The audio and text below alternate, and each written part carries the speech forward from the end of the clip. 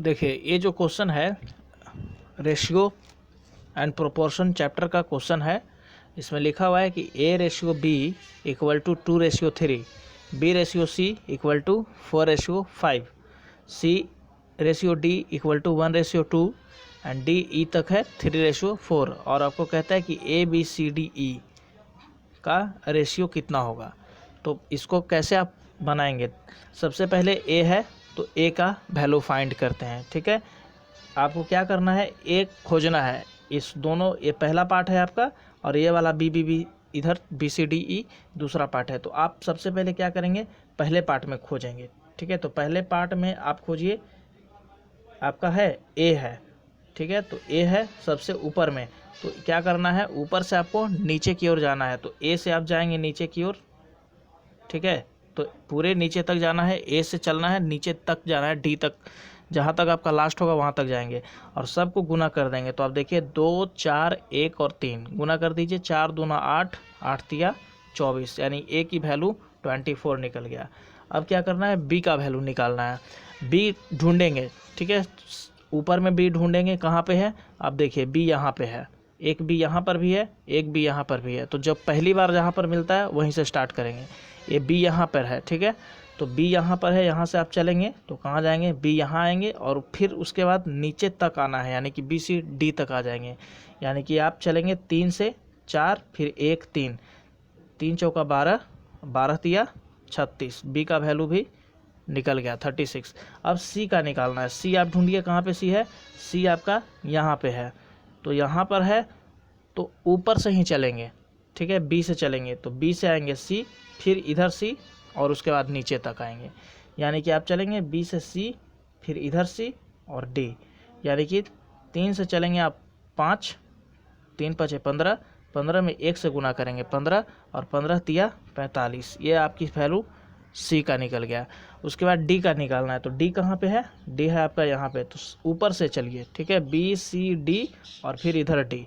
तो 3 5 15, 15 दूना 30 और 30 तियाई 90, यानी कि D का वैल्यू 90 निकल गया।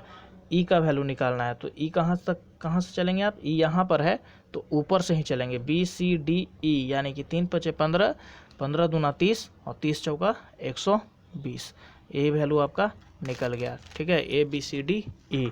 आप क्या करिएगा, अगर इसमें कोई कॉमन है तो उसको आप काट दीजिए। 3 से कट जाएगा 8 बार में, 3 से कटेगा 12 बार में, 3 से कटेगा 15 बार में, 3 से कटेगा 30 बार में और 3 से कटेगा फिर 40 बार में।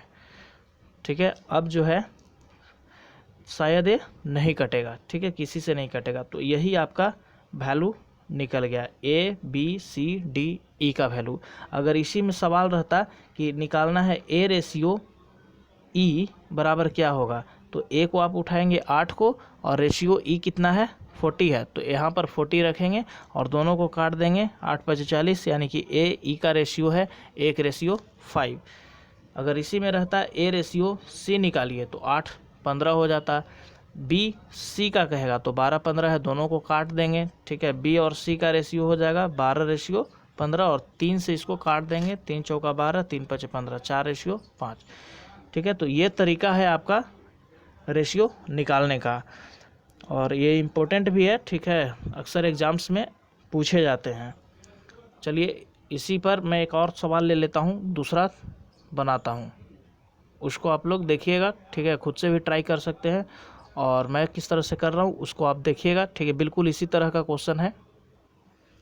चलिए क्वेश्चन ले लेता हूँ। A/B 1/2, B/C यहाँ ले लेते हैं 1/3, C/D बराबर यहाँ ले लेता हूँ 4/5। ठीक है, अब कहता है कि A/B/C/D कैसे निकलेगा। तो सबसे पहले A का वैल्यू निकालना है। तो A कहाँ पर है आपका, यहाँ पे है। यहाँ से आप नीचे तक उतर जाएंगे, यानी कि 1 गुने 1 गुने 4, तो 1 में 1 से गुना होगा फिर 4 होगा तो 4 लिखेंगे। B का निकालना है। तो B कहाँ पर है, यहाँ पर है। स्टार्टिंग से देखिए, अगर मिलता है तो ठीक है, अगर बीच में कहीं भी है वहाँ पर भी देखेंगे। यहाँ पर भी है आपका, तो B यहाँ पे है तो यहाँ से यहाँ आइए, B यहाँ भी है और फिर नीचे तक उतर जाइए। तो 2 में 1 से करेंगे और 4 में करेंगे तो 2 1 4 में होगा 8 होगा। सी का देखिए, सी यहाँ पर है, तो सी यहाँ पे है तो हमको ऊपर से ही चलना है, तो ऊपर से सी के ऊपर क्या है, बी सी और इधर सी, तो आप चलेंगे 2 तिहाई 6, 6 चौका 24, ठीक है। यहाँ से यहाँ फिर इधर, और डी है तो बी सी डी, डी का ऊपर या नीचे, ऊपर नीचे से जाएंगे ऊपर तक, ऊपर से जाएंगे नीचे तक, तो 2 तिहाई 6 बचे 30। यही जो है आपका 4 8 24 और 30 निकल गया, कटता है, ठीक है। 2 से काट देते हैं, 2 से 2 बार में, 2 से 4 बार में, 2 से 12 बार में और 2 से 15 बार में, यानी कि 2:4:12:15। यही जो है आपका आंसर आ गया, A ratio, B ratio, C ratio, D, ठीक है। इस तरह से निकालिए, बेस्ट तरीका है, ठीक है, रेशियो फाइंड करने का। और जब एक बार आप इसको फाइंड कर लेते हैं और कहीं पर सवाल रहता है कि A रेशियो D निकालिए, C रेशियो D निकालिए, तो बस वैल्यू को लिखेंगे और पुट कर देंगे, काट कुट कर देंगे, कैलकुलेशन कर देंगे, आपका सटीक सही आंसर आ जाएगा, ठीक है। तो ये अच्छा तरीका है रेशियो फाइंड करने का।